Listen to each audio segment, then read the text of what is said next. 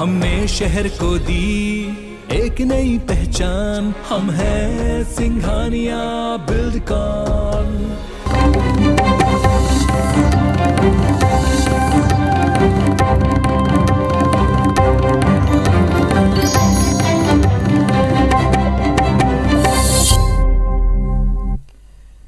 नमस्कार, स्वागत है आप सबका। मैं पुनीत पाठक और मध्य प्रदेश की दिन भर की बड़ी खबरें विस्तार से जानते हैं। केंद्रीय गृह मंत्री अमित शाह ने भारतीय जनता पार्टी के नेताओं की बैठक ली। आज की बड़ी खबर, इसके अलावा पार्टी नेताओं को मजबूती से, दमदारी से काम करने की नसीहत देकर गए शाह। कल सीएम शिवराज दिल्ली दौरे पर आएंगे। खरगोन एसपी पर हमले का आरोपी वसीम गिरफ्तार हो चुका है।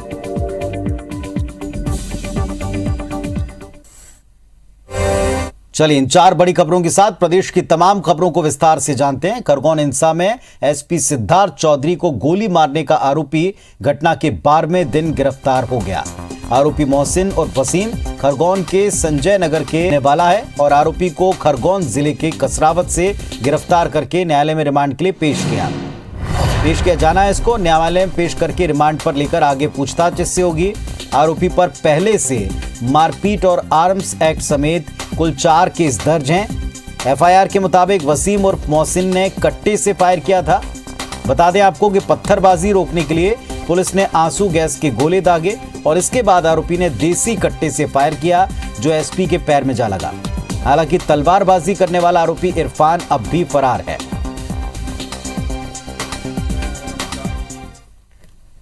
मोहसिन उर्फ वसीम खुदा जान मोहम्मद को पुलिस ने गिरफ्तार किया है और इसी व्यक्ति के द्वारा बच्चे के पैर में गोली मारी गई थी। उसको न्यायालय में प्रस्तुत करने की प्रक्रिया हम कर रहे हैं और पुलिस रिमांड लेकर के उससे पूछताछ करके। तो हिंसा के 12वें दिन आरोपी गिरफ्तार हुआ है। कोर्ट में रिमांड के लिए इसको पेश किया जाएगा। कसरावत से इसकी गिरफ्तारी हुई है। मारपीट समेत 4 और केस मोहसिन के ऊपर दर्ज हैं। तो मोहसिन और वसीम इसको गिरफ्तार किया है। ये एसपी पर गोली चलाने का आरोपी है। कोर्ट में रिमांड के लिए इसको पेश किया जाएगा ताकि पुलिस इससे आगे पूछताछ कर सके। तो बता दें आपको, खरगोन में पथराव की घटना के दौरान पुलिस ने आंसू गैस के गोले छोड़े थे और तभी एक फायर हुआ था जो एसपी के पैर में जा लगा था और इसका आरोपी गिरफ्तार हुआ है 12वें दिन।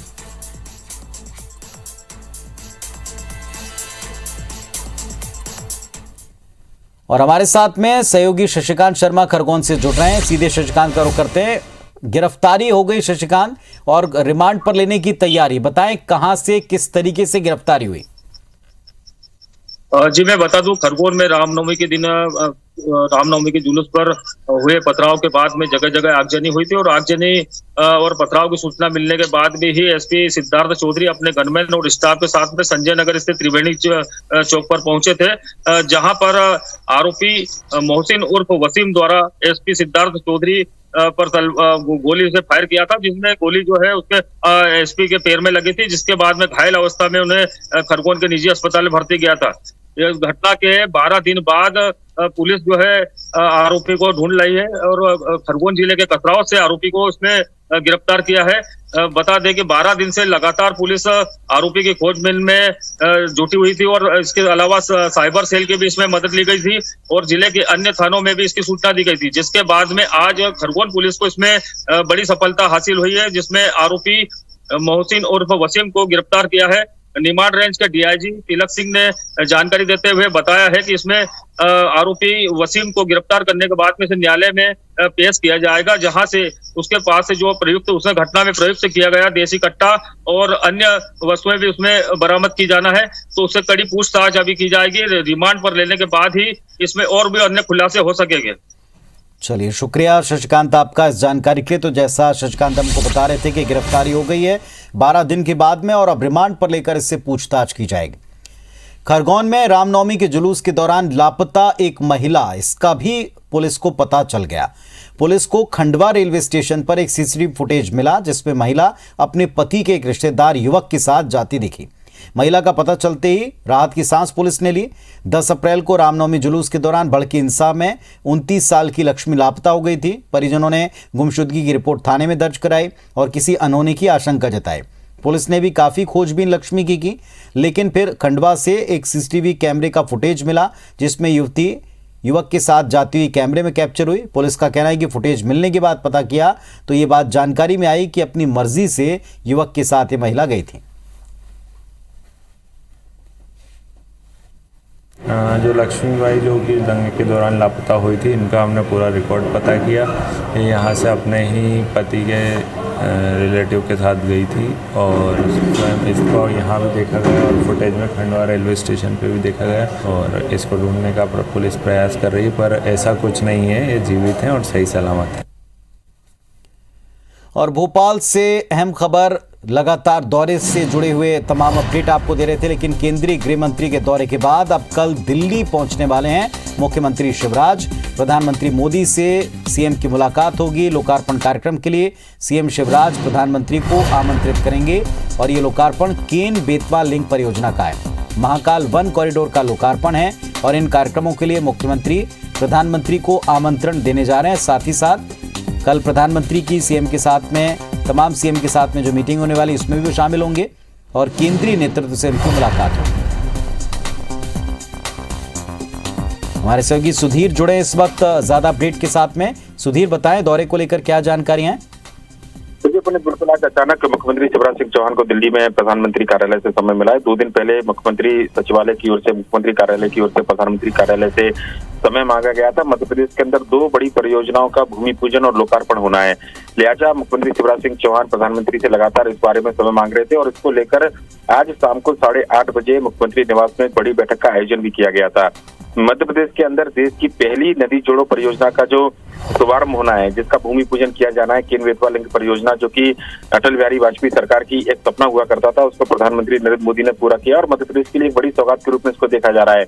इसके लिए भूमि पूजन का समय मुख्यमंत्री शिवराज सिंह चौहान प्रधानमंत्री नरेंद्र मोदी से मांगेंगे। साथ ही साथ अगर बात करें तो काशी विश्वनाथ कॉरिडोर की तर्ज पर मध्य प्रदेश में महाकाल कॉरिडोर का विस्तार किया गया है और तकरीबन 800 करोड़ रुपए की लागत से एक भव्य कॉरिडोर का निर्माण किया गया है। इसका लोकार्पण के लिए भी मुख्यमंत्री शिवराज सिंह चौहान के द्वारा प्रधानमंत्री नरेंद्र मोदी से समय मांगा जाएगा।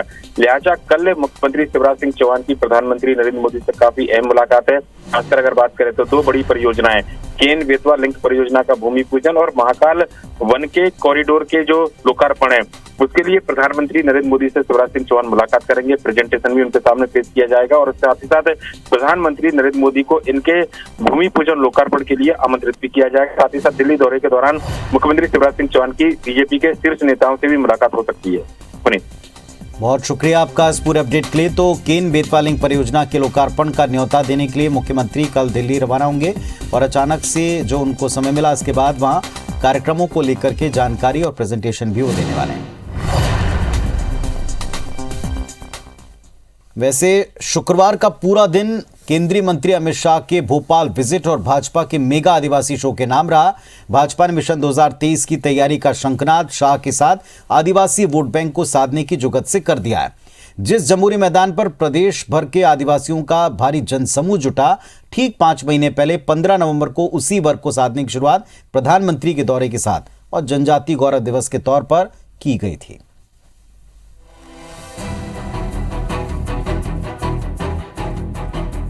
पिछले 8 महीनों की ये 3 तस्वीरें साफ साफ इशारा कर रही हैं कि मिशन 2023 के लिए बीजेपी का एजेंडा क्या है।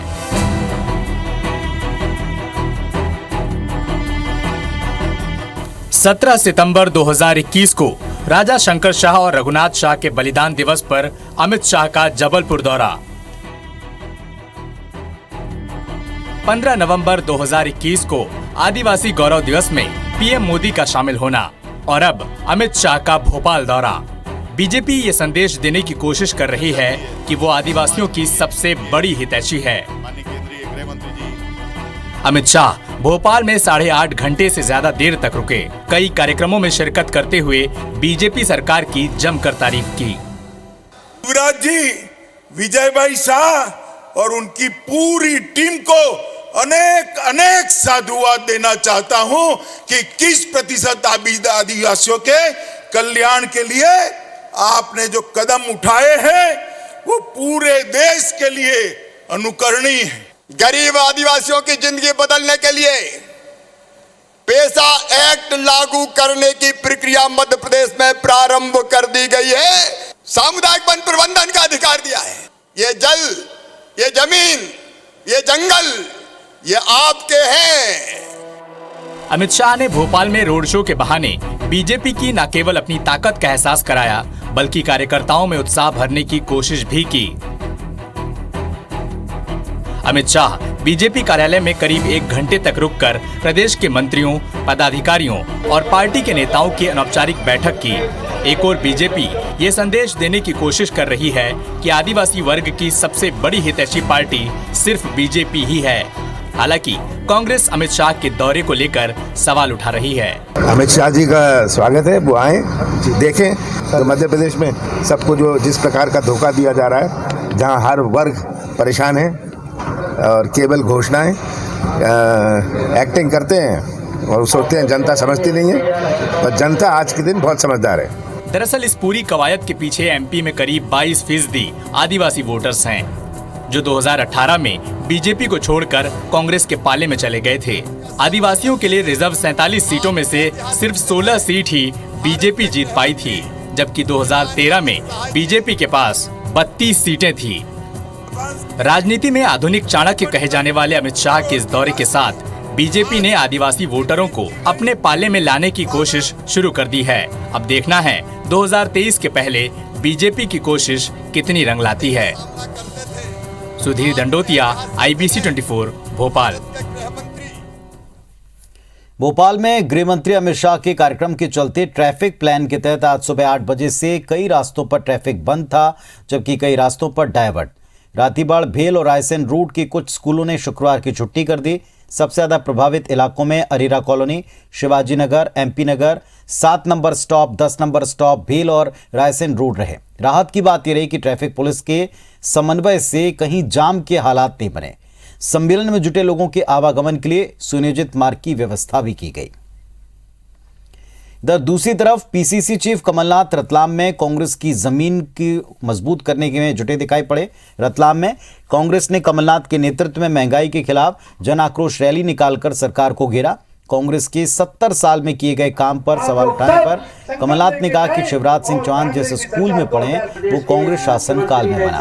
कमलनाथ ने CM शिवराज को घेरते हुए कहा कि कांग्रेस सरकार में पेट्रोल के दाम बढ़ने पर CM शिवराज सवाल उठाते थे, आंदोलन करते थे, लेकिन अब केंद्र से कोई सवाल पूछने की हिम्मत नहीं करता।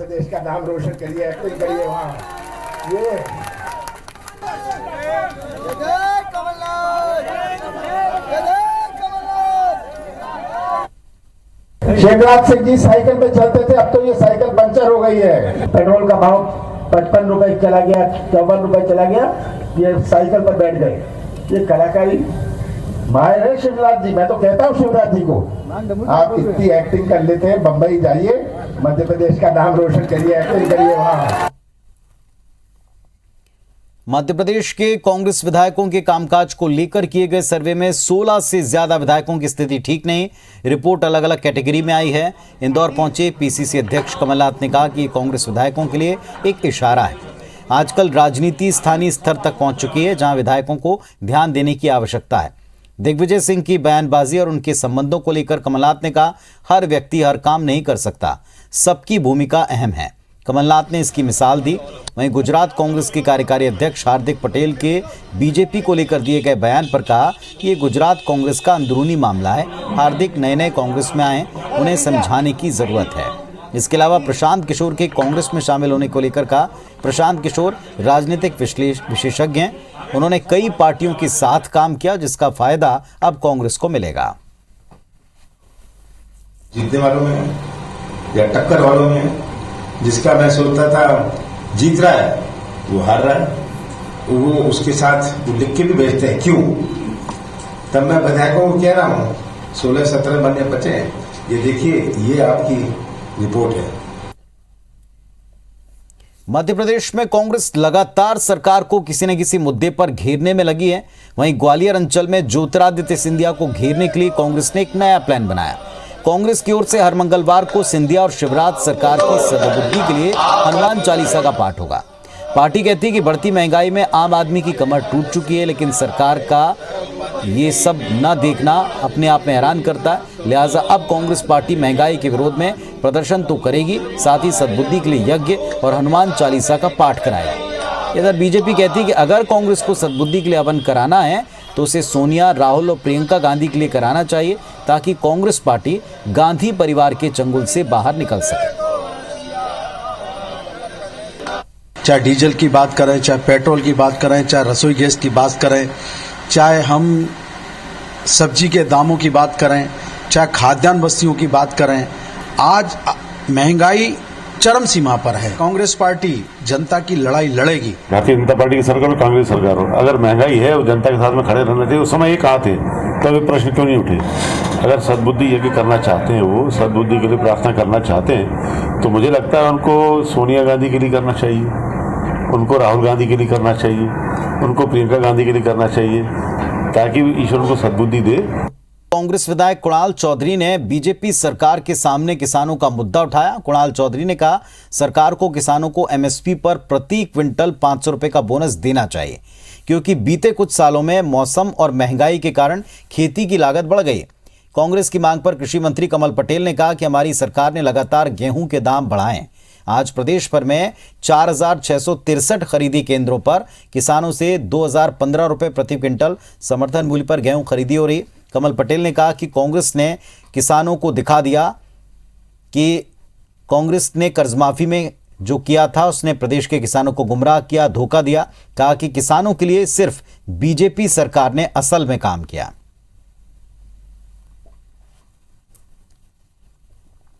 मुख्यमंत्री जब शिवराज जी नहीं थे और पूर्व मुख्यमंत्री के रूप में 15 महीने तब कहते थे कि किसान की मिट्टी भी 2100 रुपए कुंटल खरीद लूंगा। आज किसान अच्छे से अच्छा गेहूं लेके जा रहा है तो वो 2100 रुपए कुंटल नहीं बिक पा रहा है सोसाइटियों के अंदर। तो जो बोनस दिया करते थे कमलनाथ जी की सरकार में भी 150 रुपए बोनस, तो क्यों बोनस सरकार नहीं दे रही है? स्पष्ट है, 500 रुपए का बोनस गेहूं पे दे। कांग्रेस अपने गिरेबान में झांके, तुमने कब किया था? तुम तो किसान का समर्थन मूल्य में नहीं खरीदते थे, 10 रुपए 5 रुपए बढ़ाते थे 2 साल में। हम 100 200 500 रुपए बढ़ा रहे हैं और तुमने तो 15 महीने राज किया, तुमने किसानों को धोखा दिया, 2 लाख के लिए कल्याण के लिए काम किया, इसलिए जनता का दिल जीता, विश्वास जीता, विकास किया, उसी के बल पर चुनाव भी जीतेंगे। खेतीबाड़ी में किसानों का लाभ बढ़े, इसके लिए केंद्र सरकार ने ई मंडी योजना बनाई थी, ताकि किसानों को उनकी उपज के ज्यादा से ज्यादा दाम मिले, व्यापारियों की गुटबाजी खत्म हो सके। सरकार की इस योजना के तहत जबलपुर कृषि उपज मंडियों में करीब 10,000 किसानों और 551 व्यापारियों को पंजीकृत किया गया।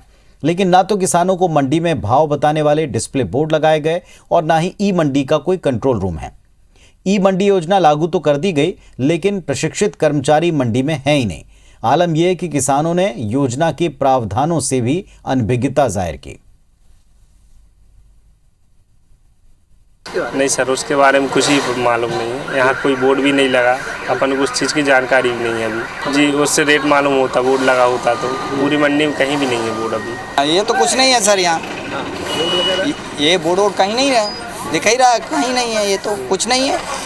योजना के बारे में जानते हैं आप? नहीं, योजना के बारे में कुछ नहीं जानते। जब है ही नहीं, मालूम नहीं है तो कहाँ जानेंगे? जब लिखा ही नहीं, कहीं दिखाई नहीं दे रहा है, कहाँ जानेंगे? ई नाम भी, ई मंडी साथ ई नाम भी हम लोग का प्लेटफॉर्म, रेगुलर उसकी मीटिंग्स भी होती है, रेगुलर सेमिनार्स भी होते हैं, वो सभी तरह के वो होते रहते हैं, रेगुलर बेसिस पे होते हैं। बट वही एक बताया कि बेसिकली एक अपने छोटे किसान का अराइवल ज़्यादा है और वो ज़्यादातर उसी में इंटरेस्टेड ज़्यादा है, इस वजह से भी हम उसको नहीं कर पा रहे हैं प्रॉपर्ली। IBC 24 की खबर का एक बार फिर कटनी में असर दिखा है। 20 अप्रैल को पानी की किल्लत के बावजूद नगर निगम गेट पर प्रदर्शनकारियों पर वाटर कैनन इस्तेमाल पर पानी की बर्बादी होने की खबर को IBC 24 ने प्रमुखता से दिखाया, जिसके बाद 21 अप्रैल को कटनी कलेक्टर प्रियंक मिश्रा ने पानी की बर्बादी पर नगर निगम कमिश्नर को नोटिस जारी किया। नोटिस को संज्ञान में लेते हुए नगर निगम कमिश्नर सत्येंद्र धाकरे ने सहायक राजस्व निरीक्षक फायर ब्रिगेड पर तत्काल कार्रवाई करते हुए नोटिस जारी किया और 24 घंटे में स्पष्टीकरण मांगा। साथ ही निगम आयुक्त ने 2 कर्मचारियों को कारण बताओ नोटिस दिया है, तो 2 कर्मचारियों की एक वार्षिक वेतन वृद्धि असंचयी प्रभाव से रोक दी है।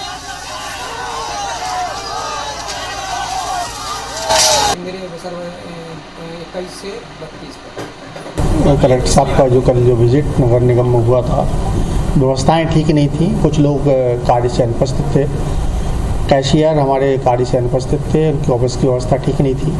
इसके लिए उनका एक वेतन वृद्धि या संचयी प्रभाव से रोकी गई है। रेलवे के जो इंचार्ज हैं उनको नोटिस जारी किया है कि वो उन कारणों को स्पष्ट करें जिसके कारण उनको पानी छोड़ने की स्थिति निर्मित हुई। इंदौर में 28 से 30 अप्रैल तक होने वाले एमपी के पहले एक्सपो में देश विदेश की जानी मानी कंपनियां शिरकत करने की तैयारी में है। आयोजन का उद्घाटन मुख्यमंत्री शिवराज सिंह चौहान करेंगे। इस एक्सपो में कमर्शियल व्हीकल, रेसिंग कार से लेकर इलेक्ट्रॉनिक बाइक और सुपर कार की प्रदर्शनी लगेगी। एक्सपो में ऑटोमोबाइल कंपनियां अपने पार्ट्स प्रदर्शित कर सकेंगी। पूरे कार्यक्रम का आयोजन मध्य प्रदेश औद्योगिक राज्य विकास निगम कर रहा है। दिल्ली ऑटो एक्सपो की तर्ज पर यहां भी बड़े बड़े डोम्स बनाए गए हैं।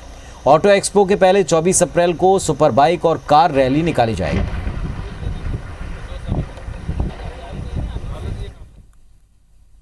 माननीय मुख्यमंत्री जी के निर्देश के अनुसार ये मध्य प्रदेश का पहला ऑटो एक्सपो जो है MPIDC और मध्य प्रदेश शासन द्वारा ऑर्गेनाइज किया जा रहा है। इलेक्ट्रिक व्हीकल्स के अक्रॉस द रेंज जितनी गाड़ियां हैं उसमें लगभग मेजर सारी कंपनीज इसमें पार्टिसिपेट कर रही हैं।